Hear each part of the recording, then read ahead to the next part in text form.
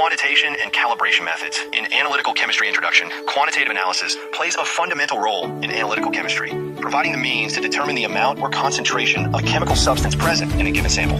In contrast to qualitative analysis, which focuses on identifying what a substance is, quantitative analysis is concerned with how much of a substance exists. The accuracy and reliability of quantitative results heavily depend on the calibration methods employed. Calibration is the process of correlating the analytical instrument's response with known concentrations of an analyte, typically through the use of chemical standards.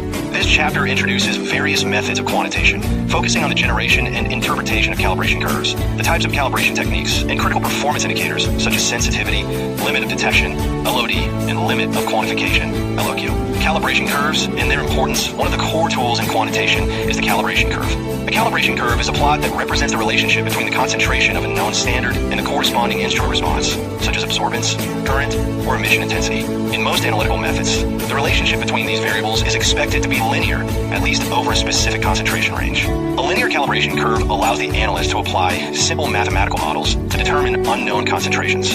Calibration curves and their importance. One of the core tools in quantitation is the calibration curve. A calibration curve is a plot that represents the relationship between the concentration of a known standard and the corresponding instrument response, such as absorbance, current, or emission intensity. In most analytical methods, the relationship between these variables is expected to be linear, at least over a specific concentration range. A linear calibration curve allows the analyst to apply simple mathematical models to determine unknown concentrations. The general equation used is the linear regression formula, y equals mx plus c, where y is the instrument response, x is the concentration, m is the slope of the line, indicating sensitivity, and c is the y-intercept. A key metric associated with calibration curves is the correlation coefficient, denoted as R. This coefficient measures the degree of linearity between the variables. A value over close to 1 signifies a strong linear relationship and suggests that the calibration model is valid. And our value, or coefficient of determination, is often used to express the proportion of variance in the response that can be explained by the concentration. When well constructed, a calibration curve provides a reliable basis for determining the concentration of analytes in unknown samples through interpolation or extrapolation. Calibration techniques in quantitative analysis. There are three principal calibration methods used in analytical chemistry: the external standard method, the internal standard method, and the standard addition method. Each technique has its specific applications, strengths, and limitations, making the choice of method crucial depending on the analytical context and sample matrix. The external standard method is the most straightforward and commonly used technique. In this method, the set of standards with known concentrations is prepared independently from the sample. These standards are used to generate the calibration curve, which is then used to determine the concentration of analytes in unknown samples. This method works best when the sample matrix does not significantly influence the instrument response and when instrument conditions remain stable throughout the analysis. In contrast, the internal standard method involves the addition of a known quantity of a chemically distinct compound, internal standard, to both the sample and calibration standards. This compound should behave similarly to the analyte in the analytical process, but should not be present in the original sample. The ratio of the analyte signal to the internal standard signal is plotted against the analyte concentration. This method compensates for variability in sample preparation, instrument drift, or changes in experimental conditions, thus enhancing the accuracy and precision of quantitative results. The third technique, the standard addition method, is especially useful when dealing with complex or variable matricesic as biological fluids or environmental samples where matrix effects can suppress or enhance the analyte signal. In this method, known quantities of the analyte are added directly to the sample. The resulting increase in instrument response is used to construct a calibration plot, allowing for the determination of the analyte's original concentration in the sample. This method is particularly effective in mitigating matrix interference, but may require more time and effort compared to the other methods.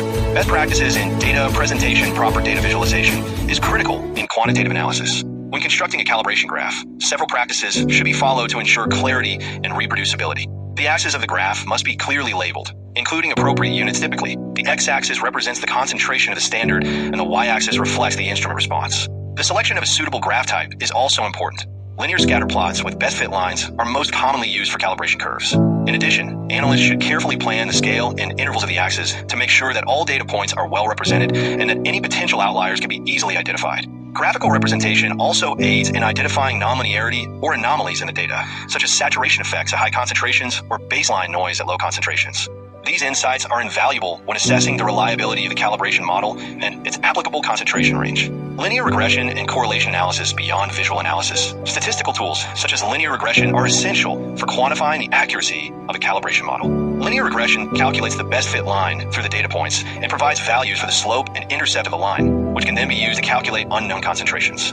The slope represents the sensitivity of the instrument, how much the response changes per unit change in concentration, while the intercept provides a baseline signal value. The correlation coefficient, as discussed earlier, quantifies how closely the data follows a straight line. A value near 1 indicates a high degree of correlation, while a value significantly less than may first indicate that the relationship between response and concentration is nonlinear or affected by other variables.